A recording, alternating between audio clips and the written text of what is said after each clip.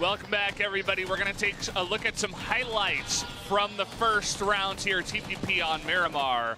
Started off with a bang as all of Rocket Inv got blown up in one vehicle. And wow, a couple of nice shots here from Grammatic. We actually missed a couple of that.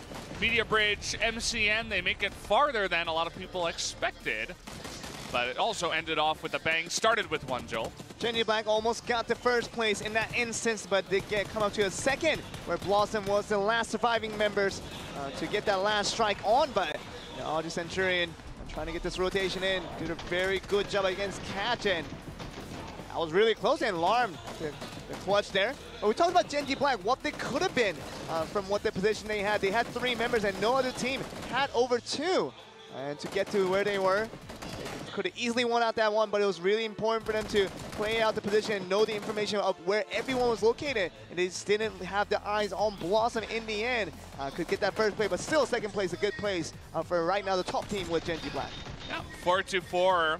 He survived in that earlier firefight, and that was part of the reason why they were able to win this one. We got to take a close look at what happened here. Joel, why don't you explain it for us? Okay, so we're looking at this. Gen G Black, they knew they had the number advantage with so many members separated apart. They looked at the one member's Blossom. That was fine, but they didn't have an eye on CCJ. But BSGL took that chance to strike back at Gen G Black, so that now the attention was getting away from Blossom back over to BSG Luna, which died in the blue anyway. So CCJ knew that was coming through, and they weren't even looking towards that direction. And Yunru did die out in the end, so CCJ played the patience game and did win out against kind of the overconfident with 3 members of Gen G Black.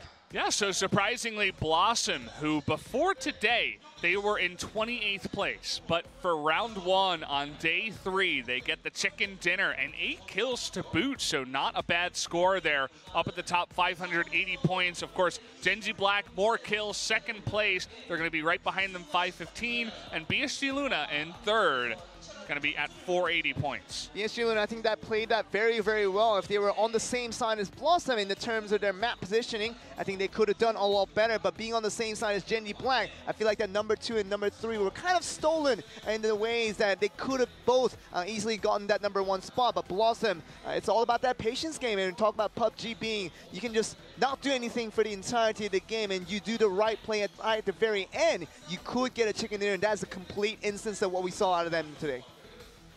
Yeah, it was a really nice game to watch. I actually like the improvement out of Blossom to get up that far. Even Media Bridge MCN make it into 7th place. That's an improvement for sure.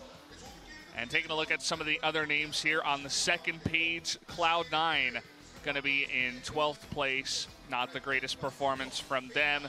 Also, Rocket Inv, very unfortunate that their entire car with the entire team in that one car got blown up, and they actually placed in 19th place. We only have 19 teams today. And we saw that 12th 2 times there when you're talking about that 4 members being invested into one vehicle. You can never feel too safe in that position. You have to just worry about moving forward and trying to get to the next location, but you always want to split vehicles in case your vehicle blows up. But losing 2 members is a lot better than losing all 4 at the same time. Could change your placement as a whole. If you lose 2 members from one vehicle where the other one is still moving around, you can now change up your strategies to make sure you play a lot more defensively. But when you lose all 4, there's no time to make that change in the strategies. We had a little guess there on the screen. We're just waiting before we do go into, of course, FPP on Miramar. We did have some stats that we had to look at earlier. I actually lost them. But in terms of, we're here at PWM, and we play TPP and FPP, and we play both maps. So it's a little bit different over here. And certain teams are better at TPP, whereas others are better at FPP. In terms of the stats, Gen G Black was on top, but they were specifically first place in FPP, whereas they were 3rd place in TPP. So perhaps more success lies ahead for Gen G Black.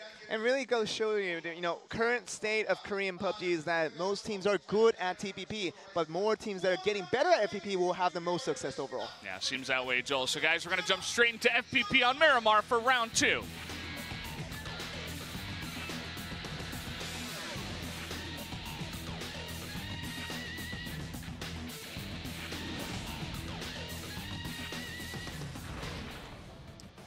Here we go. Flight path going to be up towards the north this time around, so a bit harder for, again, ROG Centurion. They kind of get screwed over once again, but pretty good for all the other teams. Well, Detonator, they have to get to Value Damar. That's going to be a tough one to rotate into, but you know, OG Entis and Zod Gaming, who did not have the best of games in round 1, will feel a lot better about the flight path coming through, as El Pozo will be just a hint. Really easy to get into. But the other teams, you guys say Valdez, not the most difficult the flight paths to be working with. If you're already kind of investing in the kind of corner of Miramar anyway, you're going to have to already expect that the rotation will be tough to begin with. But flight path, I think, is generally all right. Because you know what the teams make out of it is going to be the more important question. Yeah, and we saw on our little graph there that one team likes to go to San Martin. I actually didn't get to see which one it is. Maybe OPGG Rangers, not 100% sure, but I wonder with this flight path, will anyone try to go to Hacienda? Generally, some pretty good loot there. Not a lot of vehicles, but you can really load up on some fantastic loot if you do want to take the chance. Generally, teams don't like to go there, but maybe on this flight path. Meter Bridge MCN going to the new city of Miramar with Alcantara. Up at the northwestern side of the extreme part of Miramar. Not going to be the most efficient looting area for the beginning of the game for 4 members, but got to make do of what they have. And still going to be looking at the other teams, though. But more importantly, BSG Luna placing at the top 5 position again. We're going to go back to Pecado and get some nice loot to begin us off. Yeah. Outside of that, our team that got the chicken in game number 1, Blossom, they're going straight to El Azahar all alone as well. There's no other team that's going with them, so they're going to have all the loot from this very big city up in the top right. We're about to get a look at the circle as well. Curious to see who's going to get lucky this time around. It is going to be down in the south side, kind of centered on the map. There it is. So all those teams towards Chumacera and Los Leones should be pretty happy about this one. Blossom should be happy again, as the travel is not too far and they won't be contested in El Azahar for the very first circle rotations. And Zod Gaming starting us off already in El Pozo, just sharing the south side of that city, while Entis Ace has a northern side to it. I feel very good about the circle as well. I think it's just generally a feel-good circle, as no one really took part in the most northern part of Miramar, with Torre Almada, Campo Militar, Tierra Blanca, and Cruz de Valle all empty here. So shouldn't be the toughest rotation overall. So are we going to focus on the central parts of the plays with the circle rotation, or are we going to see the edge plays? It's going to be something that we want to keep asking, get the answers to, as we see the teams kind of make their rotations. Yep. We're going to see El Pozo. Every time. Every single time. OGN Entis Ace loves to drop El Pozo. I was one of those guys when I first started playing Miramar. I would always tell my squad, hey guys, let's go El Pozo. What did he tell you? They generally followed that. They were like, yeah, okay, we like El Pozo. We just don't like to go to that big building that everybody drops to. I like to go to this this circle kind of arena thing, actually. Glad to see your teammates are generally agreeable. Yeah. We don't have one guy randomly going to Hacienda by himself. Oh, no. Just kick them out now. I played with some people like that. I mean, you not have the feature to kick your teammates after the game, so you can definitely do that. That's you see good. one member going to Hacienda, but also a member of Rocket Imp, who's been quiet for throughout the first round here. They're going to be right beside a Freaker Freaks Fatal down at Chumacera. The Freaker Freaks Fatal taking the poor approach, the trash looting, just on the corner of the city rather than in the mainland part of the city, where Rocket Imp has the entirety to themselves.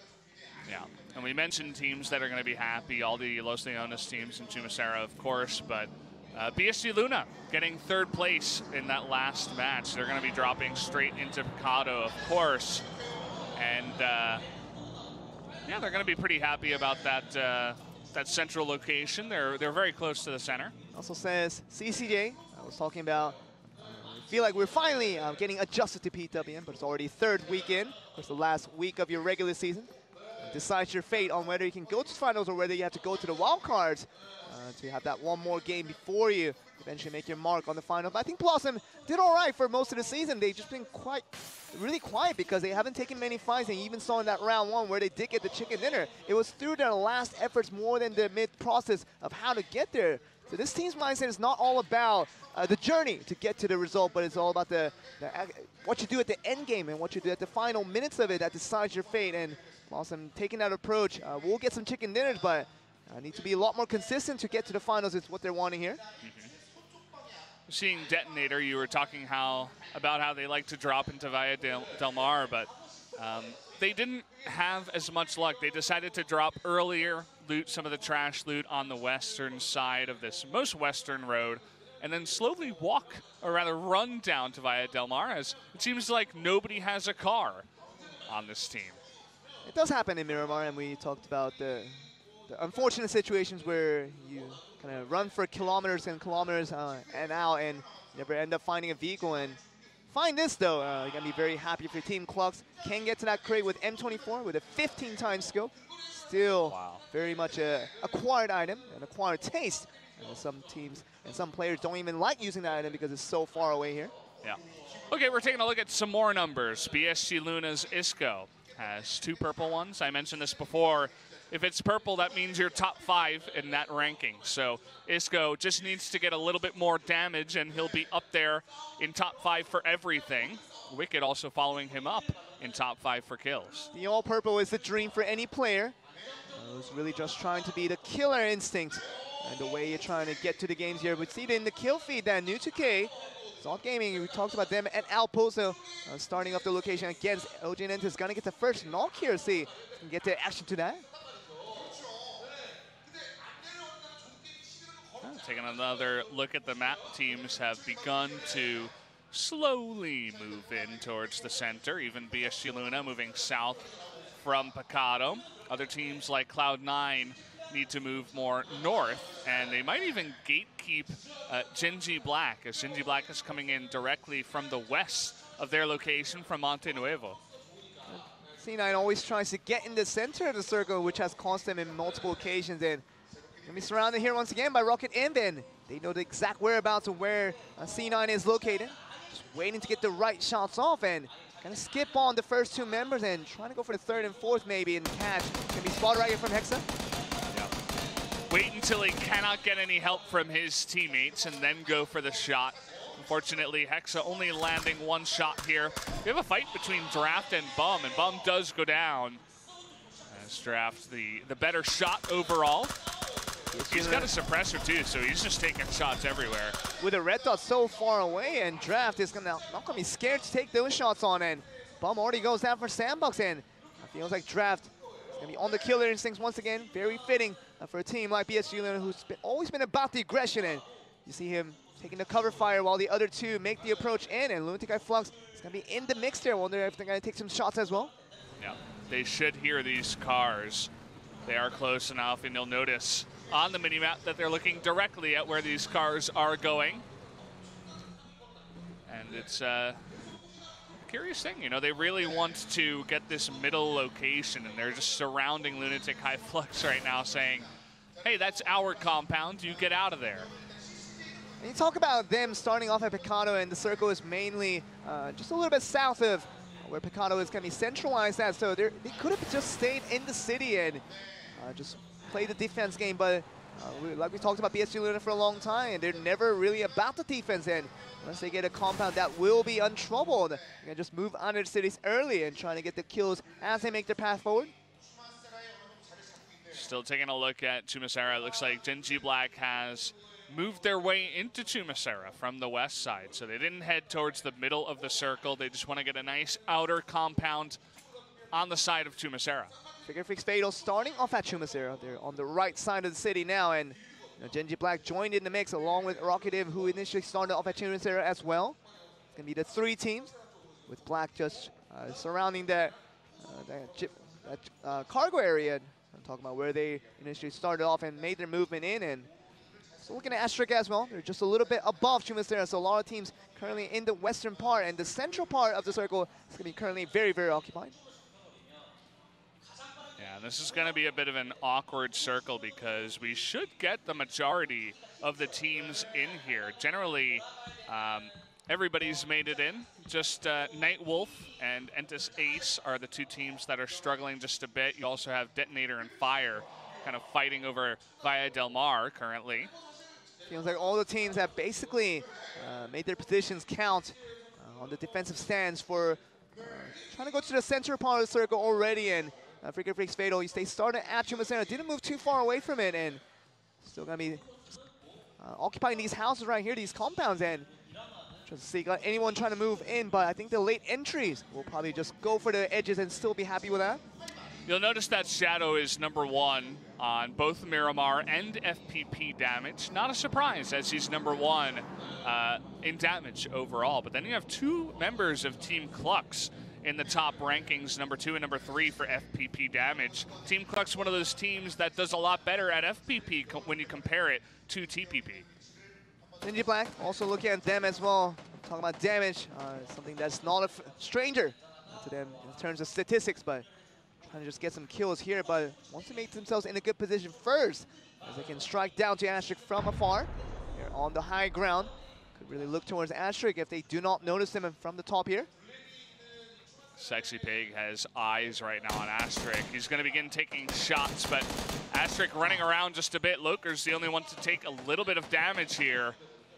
Easy taking the longer route around with his vehicle, but now they know the location here of Genji Black. Asterisk's going to be looking up now towards the top of the hill, where Genji Black are located. You see the movements now coming in for a lot of the teams now, with C9 also trying to make a movement in. They're already in the central part of the circle, so gotta be wondering where they're moving to. They're just getting ready for this next circle to open up and see where it goes. Well, there it is, right in the middle, more north-centered here. And, well, the majority of the teams, once again, are getting in here. It's just going to be probably Zod Gaming fighting up against Media Bridge MCN there on the west, whereas a bunch of the Los Leones teams might butt heads a little bit as well. And we saw in the previous rotation that most teams tended to go to the central part of the circle, so with the circle opening up, most of the teams are already in, and we talked about the central opening. That next circle could really see all the teams just stay in their current location, but are we going to see them teams just move once again towards the center? That could cause a lot more conflicts than what we initially wanted to, but it's all up to the mindset of the players here. And C9, I think they're going to be answering yes to my previous question. Well, they're running straight into BSG Luna. That is not the team you want to have shooting at you right now. As here we go, Dingception taking a little bit of fire from Draft, who does have that suppressor. Lucas Lunatic and Flux are going to be that third team in the mix there. Firing towards BSG Luna while C9 is having trouble moving in. We've seen this before as C9 makes a greedy rotation in. I think they're going to suffer a little bit of consequences on this one. Wicked was on his final shot, wanted to hit it. Dingception only has an Uzi out here in the middle of the field on Miramar. A very unfortunate position for him. And where we see C9 suffer the most is when they make greedy circle rotations like this. Why do they have to go to the circle, the central part of the circle, when they're already in? It's about the greed they have suffered so many times, and kind of trial and error over the past couple of weeks showed that C9 doesn't really need to move. They can just defend where they exactly are. Not many teams are going to be moving in anyway. They should have prior knowledge of where, if they study the vaults throughout, that they don't really need to make additional movement. But they're the only ones really making the way in to the circle, to the center of the circle, while everyone already has eyes on them. And that's just going to be them exiting early with Dingception already going down. Now it's going to be more difficult once again for C9 again. Yeah, I mean, you can tell that C9 is one of these teams that has a death grip on their strategy. They're not willing to change, and for better and for worse. You know, sometimes it works out. Most of the time, they get caught making that greedy rotation, as you mentioned. We'll see if they can fight back with only 3 members left over. They, again, with that rotation, they at least got into the middle of the circle. They are, though, split up a little bit, as Suck is all by his lonesome in a small little shack. Catch and Yurika is going to be the two stuck together on the mix there, and Suck is all by himself. There are many teams between those two, and that's the OPG Rangers, though, trying to make this rotation up and see what they can do, but they're getting shot with full down. Okay, having a hard time here. That was a really nice shot, whoever it was. Probably someone from Clux. Mentioned before that these guys are pretty good at FPP, but looked like all the shots landed onto $4 OK, but he was pretty far away, so they didn't do all that much damage. Just means a lot of question marks for $4 OK as he stands on top of the hill and just kind of wondering who could shoot him from that range, and gonna soon find out once his teammates trying to make the rotation from the top of Los Leones. Might see Clux in the mix there with the close, still scouting around to see the remains of OPGG Rangers. Taking a look at Rage from Cacao. They're on the west side of Los Leones. Fighting now with a couple of teams that are down south in the circle. ROG Centurion, one of those teams, as well as Fire. Genantis, they're trying to make their movement in. Gonna be all alone here. I see the BSG leaving Picard early. Picard is gonna be completely empty and not being occupied by multiple teams. And Huck is gonna be all alone, as we mentioned earlier. He's gonna just go inside Los Leones and maybe try to hold the compound. But what does that mean for the other two teammates with Yurika Cash so far away from him? The strategy can be a lot more difficult now with the circle now opening us up. Just needs to make the detour, make a U-turn to turn right back. Really good spot for Blossom. For you guys who are paying attention to our chicken team, our team who got the chicken in game number 1. They're all the way up in the northeastern location, but they have new teams behind them. So currently in a pretty good spot. See, they're getting shot here once again, but Yoni looking towards C9. He's all alone. He got 3 members of Cloud9 left over, but the other 2 are so far away from him. And now he just has to stay here and wondering how he can get out of the situation with Cacao just right in the mix there. Fire in between Lunatic High Flux and Cacao. Lunatic High Flux actually in a pretty good spot. They don't have too many teams around them, and the teams that are around them are behind them in the circle. See, the rotation is not going to be too difficult for multiple teams, as the circle did open up in the central part of the previous one. And just means that as the circle is now closing up, we're going to see the shots coming through. As we're looking at ROG Centurion, who are currently in. Got Rocket in right behind him. Detonator is going to be coming in that direction as well. So just trying to play the high hills and trying to get a good position where they can get some nice kills to lead them through the big game. Nobody's moving here. Everybody's just chilling around the west side of Los Leones. As you said before, a very easy rotation. Everybody's still in the circle on this side of the map, so nobody's making any drastic movements. Might need to wait until the next circle that we have coming up before anyone makes any of those movements. Genji Black, they're here once again. They're a little bit outside the circle, has to make a movement in. Grammatic and the rest of the members of Genji Black trying to scout out the surrounding areas. They do have Zalt Gaming on the northern side of where they currently plays, but it's going to be on the other side of that hill, so it might be hard to spot out initially, but still means that they have to make the rotation in. They're going to make the sounds with the vehicles, and just going to be waiting to see if they can make the rotation as well. Hyman in a really awkward spot. He's driving straight into Rocket Inv, and he has no idea. They go down here. He's so close, and there he is. He is going to get knocked.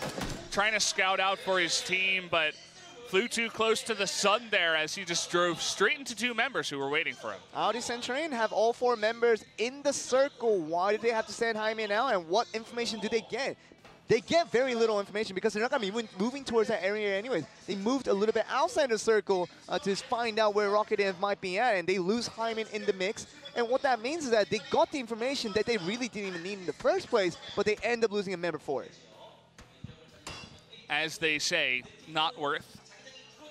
Certainly is not in this position. We're definitely going to see these 2 teams, Zod Gaming and Genji Black, eventually run into each other, unless Zod Gaming decides to go north. Look at that circle. Fantastic for C9 and BSG Luna. Asterisk also really, really good spot. Suck, he's trying to join up with his team right now and not get shot down. Genji Black making a blind rotation as well. Wonder if he can get away from the shots coming from a Figure Freaks Fatal here. Grammatic taking a lot of damage from Moa, but nobody gets knocked. As Genji Black, they're running straight into C9, and Lunatic High Flux, they need to get out of here. This is going to be the big one right here, Valdez. We're going to see the kills coming through, the frag coming through as well. We're going to see so many things coming through. That was a smoke in the end. Grenade. That one from Genji Black was a real frag grenade, and it blew up the car and killed Retri with it. Lunatic High Flux so confused about the rotation right now. They have so many teams shooting from multiple directions. Can't just keep their eyes only on Genji Black. They got Cloud9 on their left, and now we can see it. I'm trying to move forward here because it's a really dangerous situation they're playing with right now. Genji Black, what are they going to do? They have so many teams around them. It was really funny to watch Suck driving in with all his might to join up with this team. the split worked in terms of 2 members got in and 1 got out, and the guy who was out was able to join up with his team in one of the best compounds of the circle. They're playing the probability game, and it's working out. Audrey Centurion taking some shots as well on the central part of the circle, getting in a few members of Sandbox.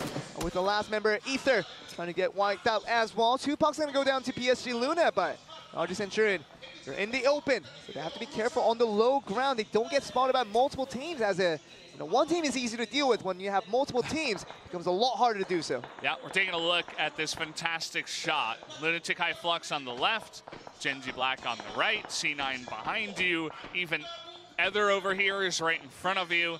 Definitely lots of angles, and now Fire trying to make a run for it into the circle. And OPGG Rangers also with 1 car. Oh. This could be the frag grenade to end the frags. Oh my word, this could be huge now for PSG Luna, just wiping out the sides of OPGG Rangers as a whole. OPGG Rangers, they ran into the wrong team as PSG Luna made quick work of the entirety of the squad, and there you go. 4 members go down, and that will be the first squad to be released from this game. That was an all-you-can-eat buffet served in 1 plate right there. PSG Luna knew exactly how to hold that situation. Now they're going to see Detonator trying to get the 2nd plate onto here.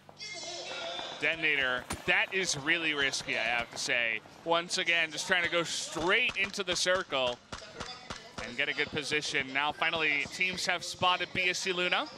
This is what happens when you get a tough circle to rotate upon, and Detonator now facing punishment once again. They're going to be shot on both sides, as the PSG Luna is not going to be their only opponents, with Clux going from behind as well. That 1 grenade from Aqua 5. He took a lot of damage to get it off, but it knocked 2 members of Detonator. Oh. And there you have it. The rest of the team is going to go down. So PSG Luna, they're stacking up the kills. But look at where the circle might be, Valdez. It might be another extreme one opening up just around C9 and Genji Black. I might have to predict this one. That's really good for C9, actually. Genji Black, they're going to have multiple teams rotating into the circle, and they're right in the middle with not that much cover. C9, they have a whole compound here to work with. C9 just needs to stay still. Look at those shots coming through, and that's going to be fine for them. But PSG Luna, they need to make the rotation along with Team Clux, who's going to be right on the edge there, but they're going to be entering towards the phase where Audrey Centurion currently is. But they're going to just clear the path as they move forward here with Team Clux. Yeah, Team Clux taking shots from afar. Able to get the kill onto Memory, but generally it's all about that fight over there as Blossom nearly going down. Only 1 member remains. Now Team Clux does have PSG Luna right in front of it in that rotation, so Sanjug is just trying to res up as many members as they can, but it's going to be about Team Clux. Can they get through PSG Luna is going to be the big question here. A team we haven't talked about too much, Media Bridge MCN, are making their rotation in from the north. Not going to see them as Crank able to take down Ruijang. Sato also getting knocked by Catch. Nightwolf having a difficult time now. We see them trying to make the rotation. Rocket him not too far away. Just trying to clear out Nightwolf on that neighboring side. But we talked about Clux earlier. Can they get through PSG Luna? I think the answer is going to be no, as they are eliminated. Yeah, they're eliminated here. It looks like Zod Gaming also taken out. PSG Luna still alive. Somehow, some way, they're fighting outside the white circle right now. Got another fight here as Media Bridge MCN up against Ensis Ace, with PSG Luna actually driving in towards them. Oh, this is going to be the dangerous situation. Ensis Ace is going to be so frustrated. They got MCN right on the front here, but they got PSG being right behind them as well. Yeah. How are they going to handle 2 teams at once here? Looks like they had no idea about Aqua. And another fantastic grenade. Aqua 5 takes out 2. Once again, this guy, he's Kobe, man. Living in the flesh here in PUBG. PSG Luna, it's all about the aggression for these guys, and they're not going to stop by to see a team without pushing right in front of them. And PSG Luna looking good to push forward here, but they got MCN right on the left here. Can they make the cannons count? And Isco's trying to make the shots off here. Well, they're able to pop some tires, but Draft is not knocked, and he is not killed either with the explosion, so he stays alive. Wicked is the only one who gets knocked somewhere else on the map here. Yeah. The asterisk on the left side as well, already in the circle, taking the shot towards PSG Luna as well. So MCN's getting a little bit of help, but they're going to have a hard time now with PSG Luna. Have to fight against 2 teams here. Yeah, great spray through the smoke as PSG Luna, they're in a ton of trouble. Only 1 member remains, Aqua 5 outside the blue.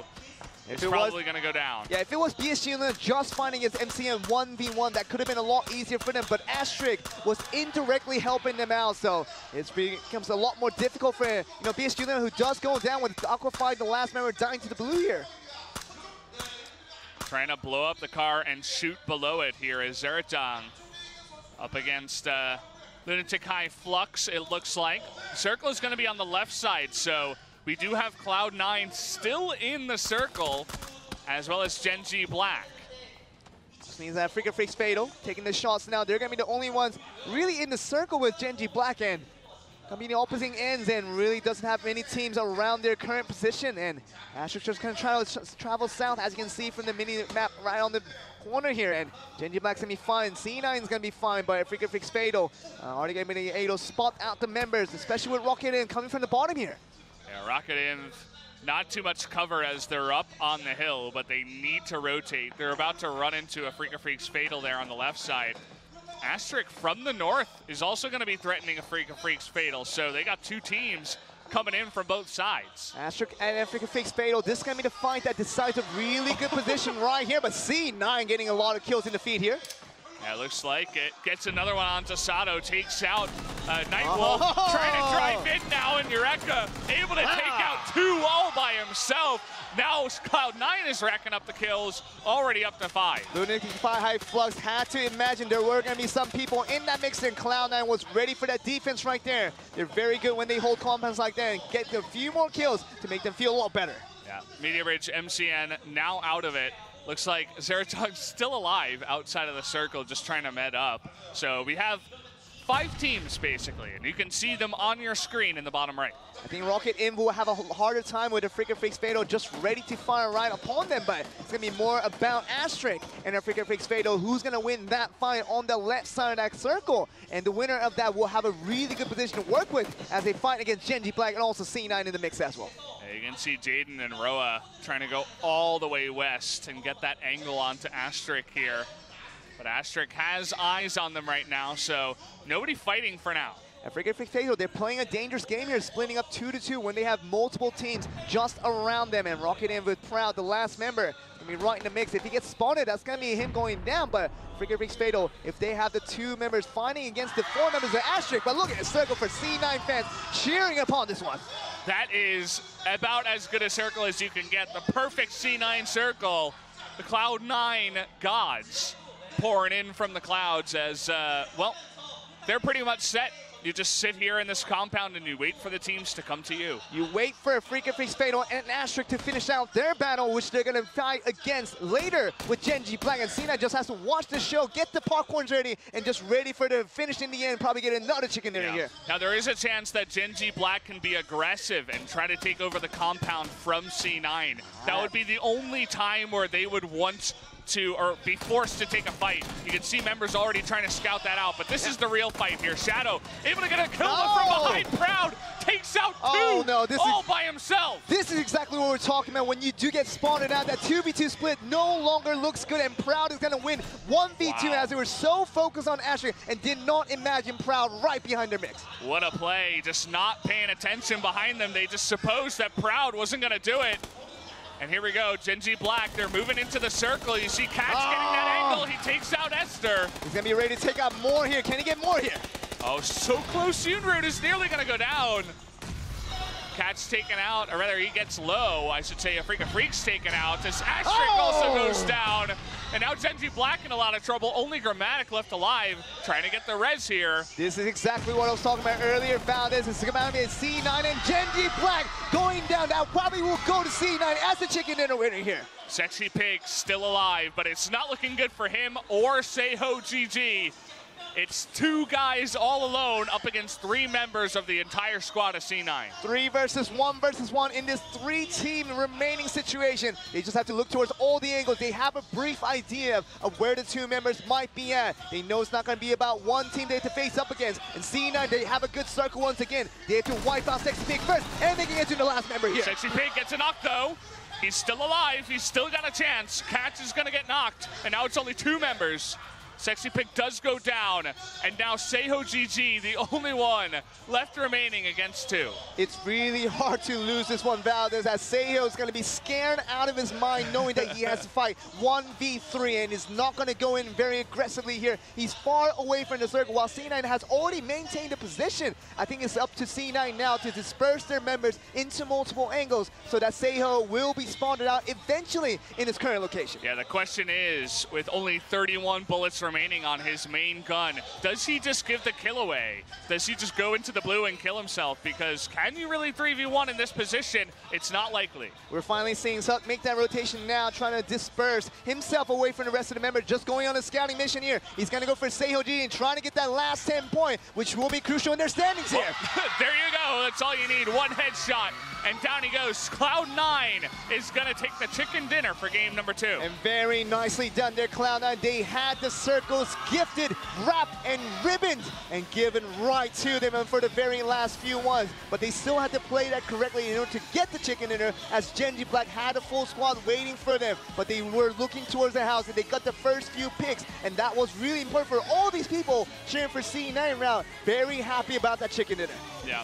It's no secret, Cloud9 has a lot of fans, and they were screaming for them as they took that victory. Every single time they got a good circle or a good shot or they took out a squad, they were obviously cheering for their team. Asterisk, they didn't have a good position in game number 1, but round 2, they get second place even ahead of Genji Black. And really had to beat out Afrika Freaks Fatal to do that, but Afrika Freaks Fatal were knocked away by getting that 2-2 split you talked about earlier. And it wasn't a good idea in the end, as we talked about Proud, for Rocket in getting the most kills for that team, getting that 2 kills, which was very good for these guys.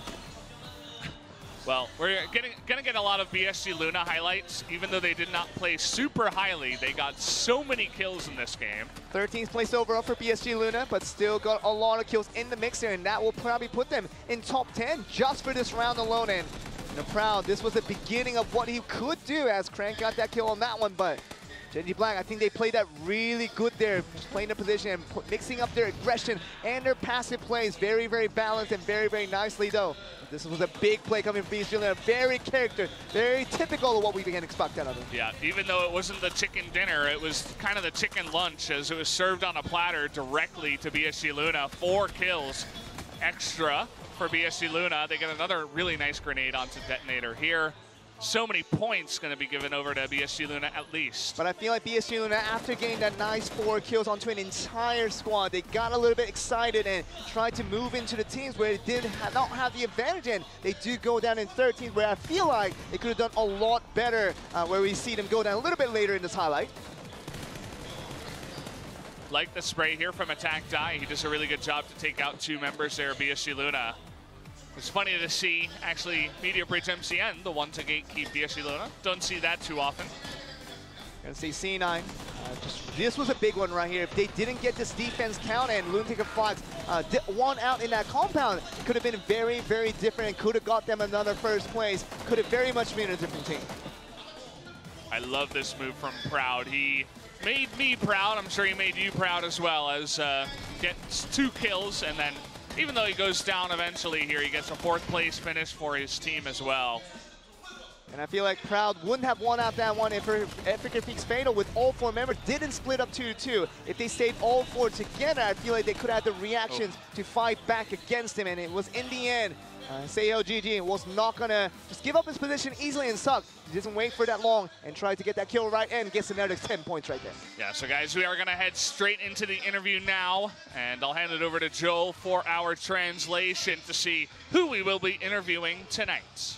Which will probably get the first place position in this halfway point, but could be some random team as well with a meaningful insights behind it. So we'll be just waiting for the interviewer to show to us and who the interview player will be. This is the groups A and D for this 3rd week of plays here, and a lot of interesting plays that happened up. We're gonna go with Cloud9 here and see how he felt. Gonna go with Suck, coming from Cloud9, the top fragger for this team. Congratulations on the round 2 victory. And you really have been improving right now, and it's right now really hot right now, and just feeling the fire right now. Just feels like round 2 was a victory for you guys, but round 1 wasn't that good. You know, I feel like the round 1 where we did die out was in a location where we aren't really practiced into it. It wasn't a most familiar area, so I think we need to have more familiarity in that specific area. We would have done a lot better, but that rotation, the mistakes were made during that part, and I think we did it a lot better. Could have done a lot better if it was much better for us. But you did get that round 2 victory, which was important for you guys. And it was all about just going to that halfway point, and it's been ups and downs for Cloud9. Are you going to go to the wildcards, or are you going to go to the finals is going to be the question here for today's games. Do you feel like you have what it takes to, on this final day, to have what it takes to go directly to the finals? You know, after the first day, we didn't even take a single day off and kept practicing day in and day out, and we tried to make sure we would not have a regretful game in day 2, and today as well, we were very much ready, so I think that was important for us. Do you feel like something that you prepared did come out in a nice way for you guys? We didn't have much to show because it was most about round 1 being very disappointing overall, but round 2, we were very happy with the strategizing and the way they made the rotation. The shot calling was really nice for us as well. But it was really about trying to just get to the center of the circle was going to be the biggest priority for us, and we had the confidence that we can get the kills onto the members who were going to be right in the mix there. So because the strategizing was an important aspect for you guys as well, but the mechanics was kind of a little bit lacking in here and there. Yeah, I think we could have done better in that instance, and I feel like just losing out members in the key parts, and that really had a hard time here. And you talked about last week, and we talked about what you wanted is that you wanted just a kind of turnaround in the terms of ranking.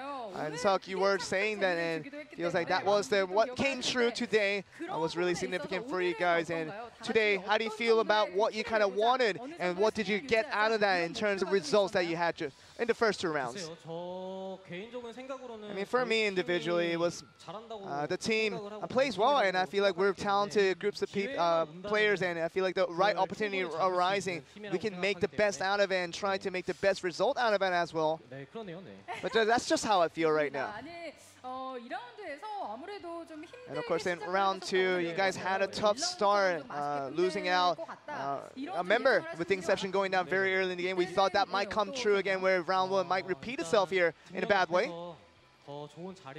Yeah, we were trying to greed over, trying to get to a better location, but in that process, we did unfortunately have one member go down, and I was really far away from my teammates as well during that rotation, so it was a really difficult situation for our team, and I tried to just make sure we weren't being aggressive and try to be defensive and trying to get the highest ranking possible, but if we had all 3 of our members back together again in the later parts of the game, we believed in our mechanics, we believed in our shots, and we thought that we could survive through being the aggression, and we just ran it for all, and it really paid out for us, and with the trust in our teammates, that was important for all of us here.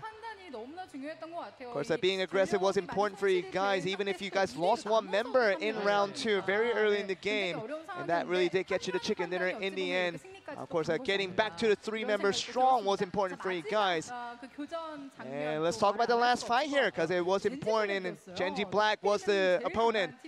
Still looking like the strongest team right now in PWM. And was really really scary situation for you guys. Had to fight against them in the last minutes of that game. Before we fought against Genji Black, we talked about Lunatic and Flux, who did come to us and to the compound, and we defended that very well, and that allowed us to farm the phase, and we had a lot of the frag grenades from the corpses of our opponents from Lunatic and Flux, who did leave that behind, so we had that to our benefit. And Genji Black was a little bit they had a really good positioning right on that road, and it was really hard for us to take the shots directly, so we had to just look for our positioning and try to get off with 3 members. We could have lost that battle, but it really was just a minimal difference that allowed us to get the win that really got us the first place in the end as well. So everything was about the shots, about the mechanics that you guys have, and the confidence that you guys have along with Sok, and Yurika is pulling up really good performance right now. Yeah, I feel like he's going absolutely crazy right now the way he's playing. 이런 비속어까지 또 그만큼 친하다는 거고요. And just really is just all about, you know, what he's been doing very well here. But round 3 and round 4 left remaining, and everything will be on the line for you guys. That will be different. But anything you like to say before heading to the 2 matches that are left remaining for you guys in week 3? And as far as I know, if we in week 3, we have to get at least 3rd place, and we will head to wildcard if we get anything below that. And for that 1 week, we try to really prepare for to get that top 3 position. So anything that gets us below that will be a disappointment for us, and we're trying to get 1st place more and more here. And of course, if you do get 1st place overall, you guys get to meet up with us and have a fan meeting, and we'll try to give you guys that as an extra gift as well. So we have the Cloud9 players with his teammates also cheering him on as he does the interview, but with Cloud9 Sok having a very good game with his team doing very well as well. Okay, any last comments, obviously, with Cloud9, you're hearing from that Sok from the interview? Yeah, they when he said they were going to do the fan meeting and stuff, they were pretty happy. So guys, we'll see how it goes down. We're going to take a 10-minute break before we get into TPP Erangel.